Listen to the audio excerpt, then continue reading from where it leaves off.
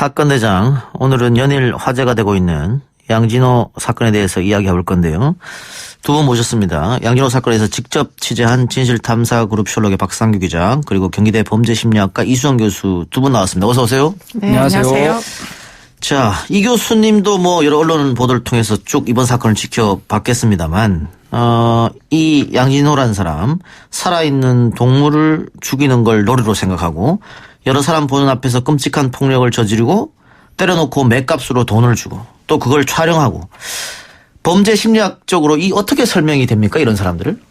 글쎄 뭐 한마디로 하자면 이런 사람들이 이제 화이트 칼라 사이코패스다 이렇게들 얘기를 합니다. 화이트 칼라 사이코패스. 뭐 영어권 국가에서 이런 사건이 일어나면 아마 틀림없이 그렇게 지칭을 했을 만한 지금 내용이거든요. 그런데 문제는 이제 화이트 칼라 사이코패스들의 가장 큰 특징은 이런 이제 끔찍한 뭐 잔혹행위를 반복적으로 하는데 생각보다 전과는 많지 않은 그런 이제 특징들이 있어요. 그래서 이제 아마도 화이트 칼라이기 때문에 그런 어떤 사회적 지위를 이용을 해서 여러 가지 방식으로 이제 발각될 뭐 가능성을 원천 봉쇄한다. 이런 차원에서 이제 화이트 칼라 사이코패스다. 이렇게 이제 부르는 거죠. 자기가 빠져나갈 곳을 다 마련해 둔다는 얘기겠죠? 그렇죠. 뭐 대부분 이제 법률적 조력인들이 이제 많기 때문에 사실은 뭐 그냥 일반 이제 범죄자들 사이코패스보다 전과력도 훨씬 적고 사회적 지위도 높고, 그런데도 이제 불법 행위를 계속할 수가 있고, 왜냐하면 비호하는 세력들이 있기 때문에. 그래서 이제 그런 지칭을 하는 거죠. 뒤에 교수 폭행 얘기를 하겠습니다마는 박 기자, 네. 그 양진호가 자기 동생을 비롯해서 여러 사람에게 교수를 폭행하게 시키고, 예. 자기는 전화기 휴대폰 녹음 기능을 켜서 네. 때리지 마, 뭐 이랬다면서요? 예.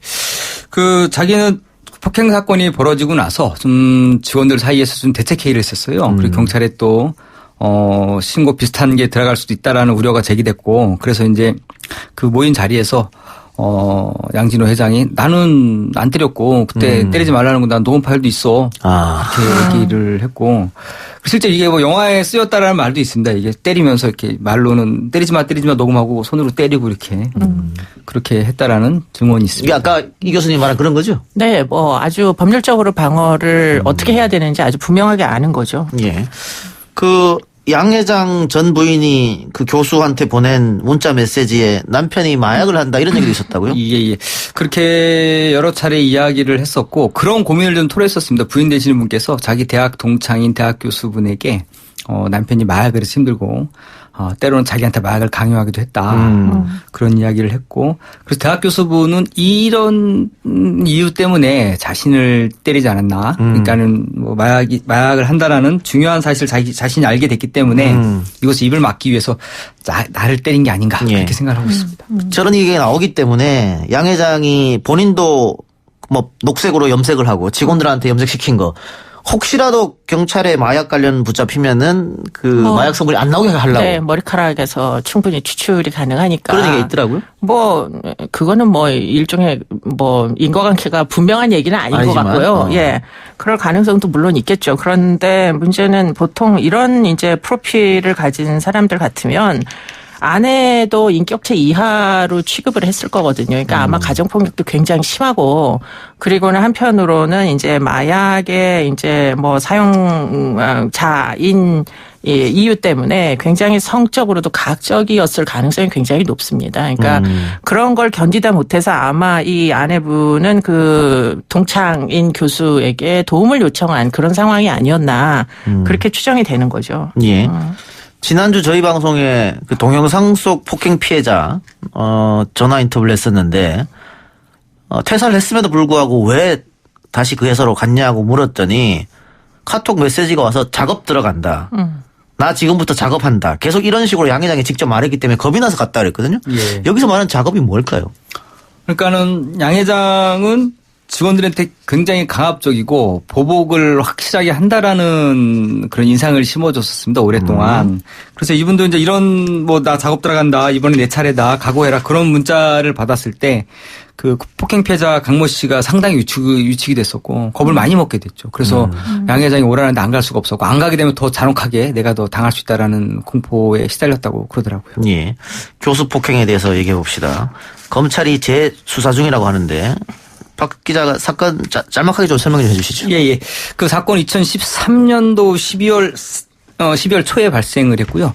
그 양진호가 부인과 외도를 의심한 대학 교수를 자기의 사무실로 불러서 물론 유리방 그 회장실이 유리 통유리로 돼 있어요. 밖에서 볼 수 있긴 하지만 그 당시에 블라인드를 치고 직원 4에서 5명에게 집단 폭행을 교사를 했고요. 그 과정에서 여러 직원들이 폭행을 당하는 대학 교수가 폭행을 당하는 정황을 목격했고 비명 소리를 또 들었었죠.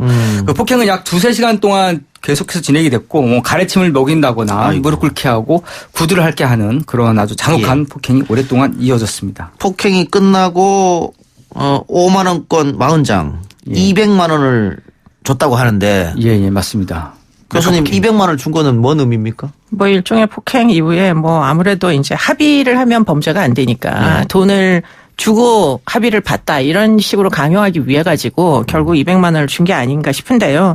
지금 이 이제 폭행 장면에 대한 설명에서 굉장히 좀 눈여겨봤던 부분은 집단 폭행에 가담한 부하 직원들 4명이 있었다는 거예요. 그런데 이제 그들이 모두 계열사 사장이 차후에 됐다는 거죠.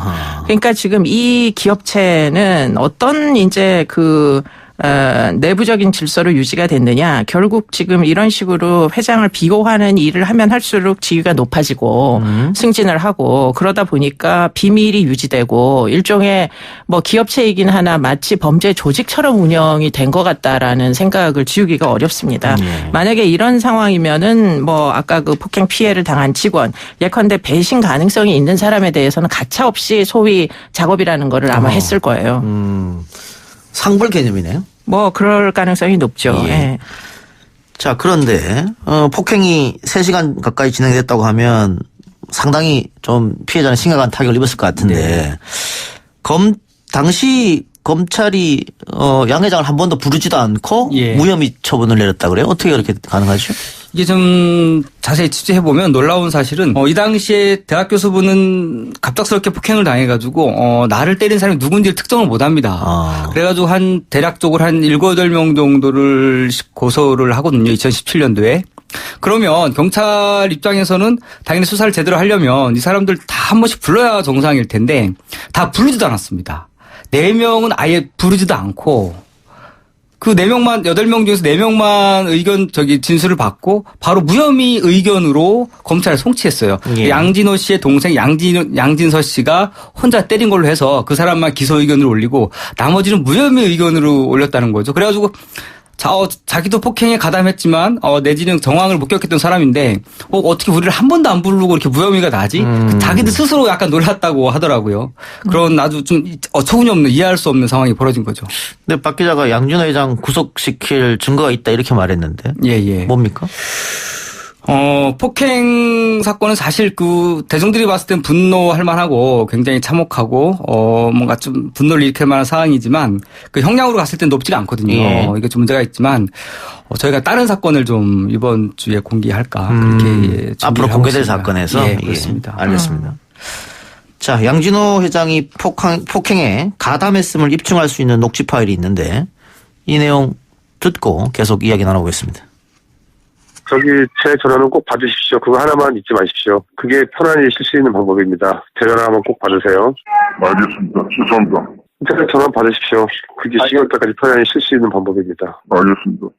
자, 가서 푹 쉬십시오. 아마 병원 한번 가보시기 그러세요. 제가 분명히 200만 원이라는 치료도 드렸는데. 자, 끊겠습니다. 미안합니다. 제 집사람한테 연락하실 거냐고요? 이제 연락 안 할 겁니다. 단 한 번이라도 어떤 형태든 연락이 사람을 편연시켜서는 가면 그때는 큰일 납니다. 절대 연락 안 하겠습니다. 오늘 것도 안 받겠습니다. 정말 큰일 날 줄 아세요? 알겠습니다. 그러면 제가 당연히 죽일 겁니다. 잊지 마세요. 네, 알겠습니다. 예, 이 녹취록이 상당히 긴 대화 내용인데 저희가 짧게 편집을 했습니다만 병원 한번 가보지 그랬냐? 내가 200만 원 드렸는데 치료비 하지 그랬냐? 여기는 양 회장이 폭행에 가담했다는 의미가 될 수 있을 것 같기도 하고 또 마지막에 정말 큰일 날 줄 알아라. 연락하면 제가 당신 죽일 거다. 요거는 어떻습니까? 이 협박죄는 가능합니까? 이런 이거는 내용. 충분히 협박으로 성립할 수 있을 것이다라고 보입니다. 예. 협박죄라는 게 상대방에게 공포심을 일으키게 하는 목적으로 여러 가지 통지를 하는 그런 내용들이거든요. 이건 틀림없이 이제 대화상에 죽일 것입니다. 이렇게 분명하게 얘기를 하면서 지금 목소리를 듣더라도 지금 교수라는 분이 굉장히 공포에 질리는 예. 듯한 이런 그래 이제 보여요. 예. 말을 이어나가지 못하는 것들 보이거든요. 예. 그렇기 때문에 협박죄로는 틀림없이 성립할 것 같은데 폭행 부분은 지금 200만 원을 드렸다고 분명하게 지금 얘기를 하잖아요. 예. 그러니까 이게 결국 돈을 주고 결국 합의를 했다는 증거를 남기기 위해서 결국 지금 전화 통화를 남긴 게 아닌가. 오히려 이용하려고 그랬군요. 그랬던 것 같은데 이제 마지막에 위협하는 게 워낙 습벽이다 보니까 이렇게 이제 얘기 함부로 해갖고 빌미를 준 것 같습니다. 예. 여기 녹취에 지금 빠져 있는 게 있는데 계속 각서를 쓰라고 요구해요, 양진호가. 예. 근데 우리가 생각하기에는 내 아내와 만나지 마라 이런 각서일 것 같은데 그게 아니고 예. 불륜을 했지 그 각서를 쓰라는 거거든요. 예, 맞습니다. 근데 이 교수는 전혀 그런 적이 없는데 예. 없는 사실 자꾸 각서를 쓰라고 요구하는 건 도대체 뭐예요? 놀랍게도 양진호 회장은 이렇게 교수를 폭행하고 200만 원을 찔러준 다음에 곧바로 민사소송을 제기합니다. 그러니까 당신이 내 부인과 외도를 했기 때문에 내가 정신적 피해를 입었다. 그것 때문에 가정이 파탄났다. 그래서 당신이 돈을 나한테 정신적 위자료를 물어내라. 그렇게 소송을 겁니다. 그 근거 중에 하나가 쓰려고 그렇게 했던 것 같고요. 재판에 쓰려고요? 예. 그런 아주 보복을 확실하게 합니다. 자기가 원하는 걸 좀 쟁취하기 위해서는 여러 가지 조치를 마련하는 아주 대책을 확실히 하는 사람입니다. 근데 그 민사소송에 교수가 졌죠? 졌습니다. 놀랍게도. 그것도 이해가 좀 안 되는 부분. 500만 원 물어주는 걸로 교수가 졌어요. 교수가 재판 과정에서 나는 끔찍하게 구타를 당했고 여러 가지 양진호한테 부당한 협박과 대우를 받았다고 얘기했는데도 그게 잘 인정이 안 되고. 예. 그 사건도 지금 수원지검에서 아니 이건 종결이 됐습니다. 그러니까 어쨌든 수원지검을 거쳐가지고 결국은 지금 유죄 판결이 났던 거잖아요.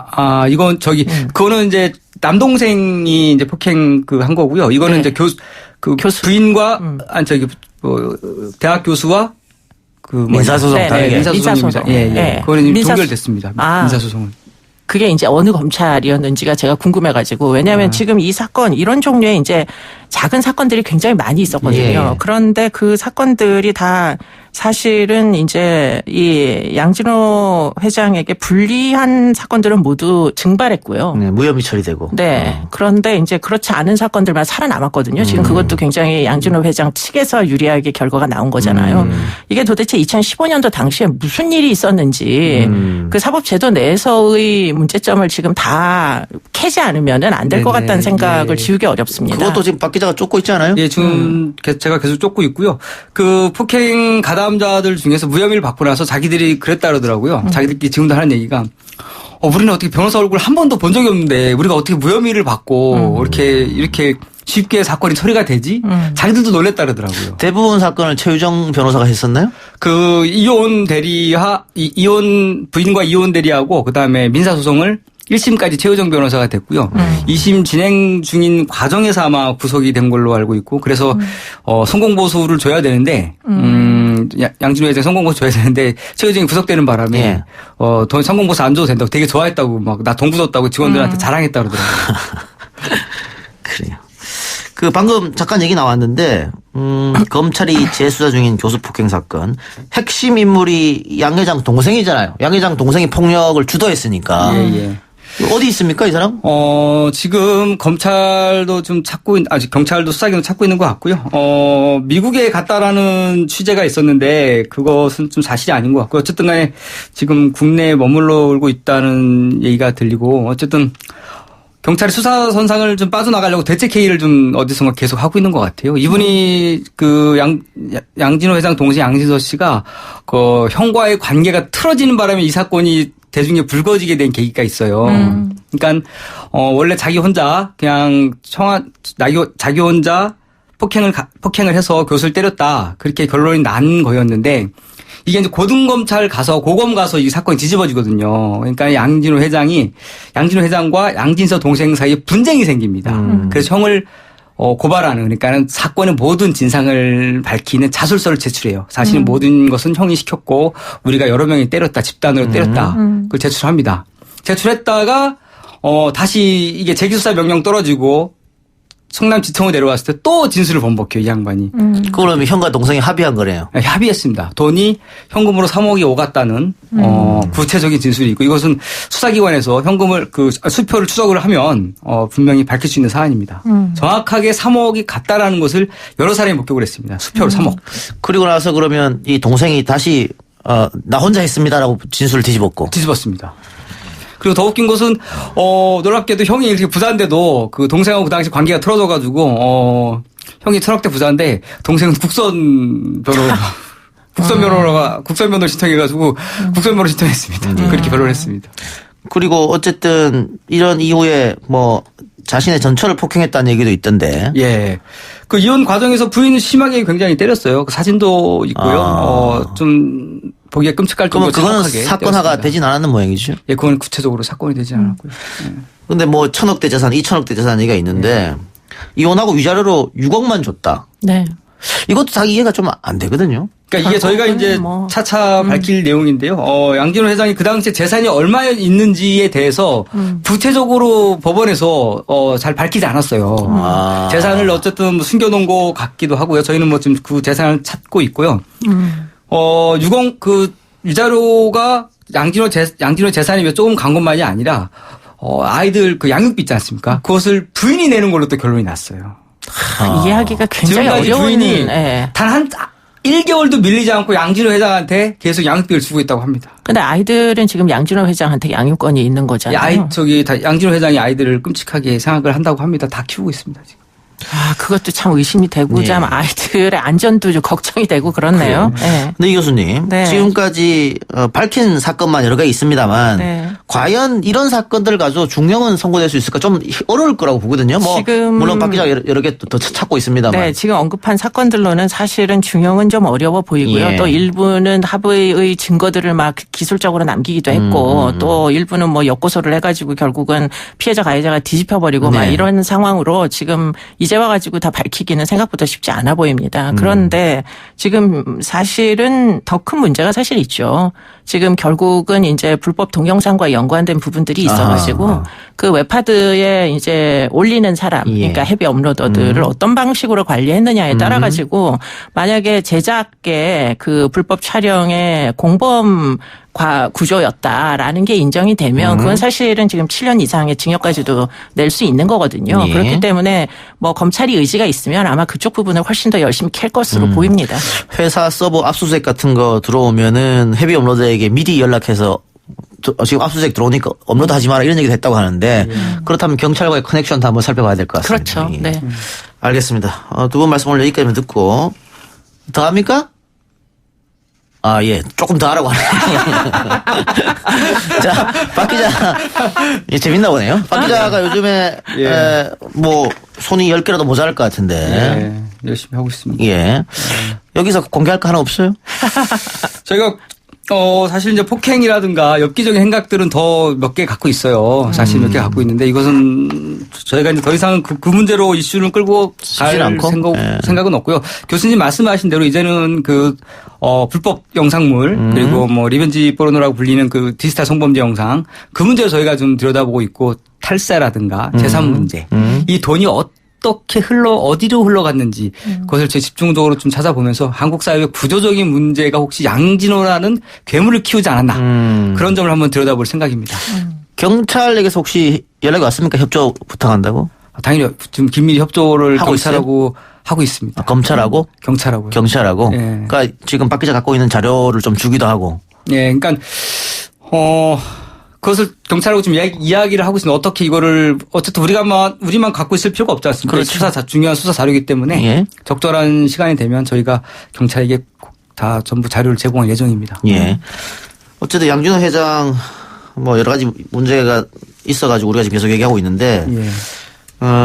박상규 기자의 그 신변을 걱정하는 분들이 많이 계시더라고요. 근데 제가 이제 취재를 해보니까 저도 맨 처음엔 좀 겁이 나고 무서웠지만 용기를 내도 되겠다 싶었던 게 뭐냐면 양진호 회장의 가장 공통된 평가가 뭐냐면 강자한테는 강하고 약하고 약자한테는 엄청나게 강하다는 거예요. 이 사람한테 세게 나가면은 이 사람은 절대 강한 자한테 못 덤빈다 그러더라고. 옛날부터 그랬대, 옛날부터. 예, 알겠습니다. 그래, 앞으로 또 취재 부탁드리고요. 네, 알겠습니다. 교수님도 오늘 말씀 감사합니다. 네, 감사합니다. 예, 두 분 여기까지 듣겠습니다.